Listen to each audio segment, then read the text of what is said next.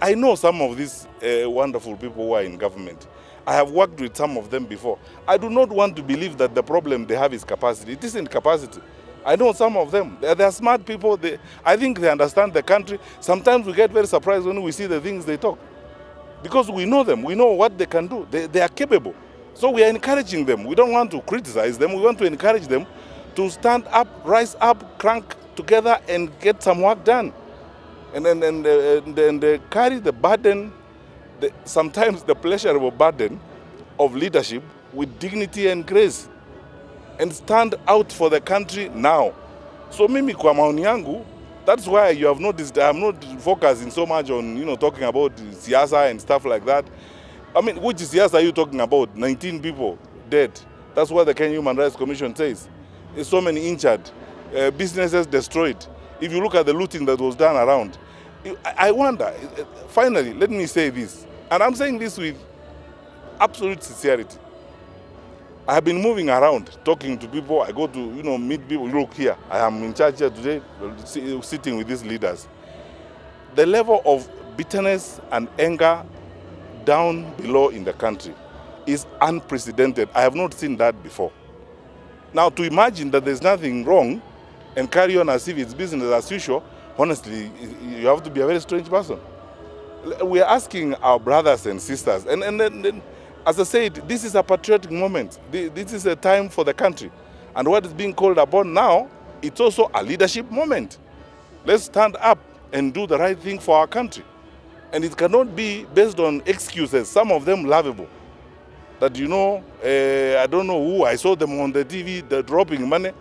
So when you saw them dropping money, why didn't you arrest them?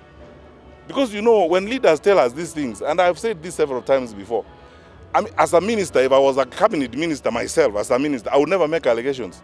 Sasa niwaambie nyinyi wananchi mfanye nini? Hamuna pingu, hamuna polisi, hamwezi kukamata mtu. Sasa nikuje kulia huko kwa wananchi, mfanye nini nyinyi wananchi?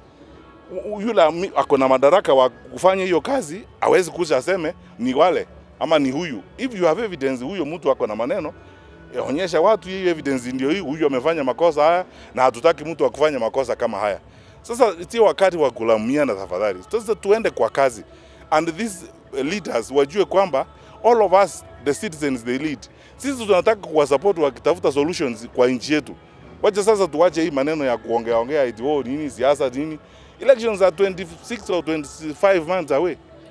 We can now spend all our time on that and the country is burning. So that is my view, and that's what I think needs to happen. Let us put all our energy now on the solutions to our country. We need a stable country, we need a progressive country, we need a country that works together, and we need a country where we can live together.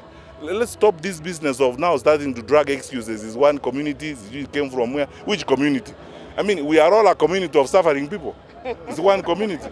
We are not fine. This cycle of violence and disagreement and protest really has to come to an end. What our people and our young people particularly are seeking is that they are listened to.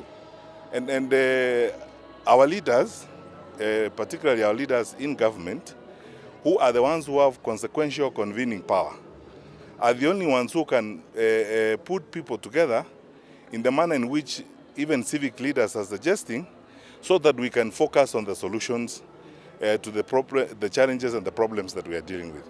But it cannot be that, when something happens like happened last Wednesday, we now begin saying things that are very interesting. Honestly speaking, it's so difficult to even try to repeat some of the things I'm hearing. How can you say, now we are talking about one community, or saying, the people who were on the streets came from Muranga and Nyeri, and then they went all the way to Kericho and Kisii and Kakamega and Mombasa.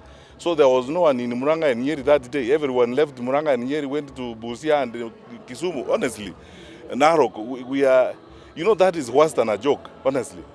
When you are talking about the grave nature of the challenges that we are dealing with, how can we trivialize such a serious national crisis and then subject it to, hilarious jokes like those?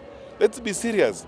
And personally, I associate myself with the remarks and the position that has been taken by the religious leaders in this country, private sector groups that are saying the same thing as we are saying, namely that our country is headed the wrong direction.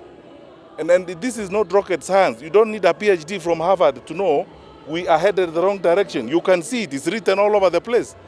And in saying so, we are saying this is a patriotic moment. It's a moment for all of us to cross ranks. Wacha tuweke kando hata hiyo mambo ingine yote, siasa nini. We're talking about uchaguzi is 25 or 26 months away. Our country must survive first, and we must be a stable nation before we get there. So let us not even stop talking about those businesses, about elections and stuff like that. Focus on the stability of the country, the welfare of our children. Tuongee sisi wote pamoja.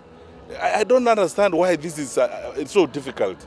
And then when a problem has happened, you know, accepting that we have a challenge does not make you less important, does not take away the power of your office, does not make you a small person. You know, we are human beings. You can actually make mistakes, and then things can go wrong. And if they have gone wrong, the right thing to do is to step forward and say, hey, good people, we think something is not going the right way. Can we now speak? I mean, the Bible is the most quoted text, even by our leaders in government. That same Bible says, come now, let us reason together. It's time for reasoning together for the purpose of ensuring that our country is going the right direction.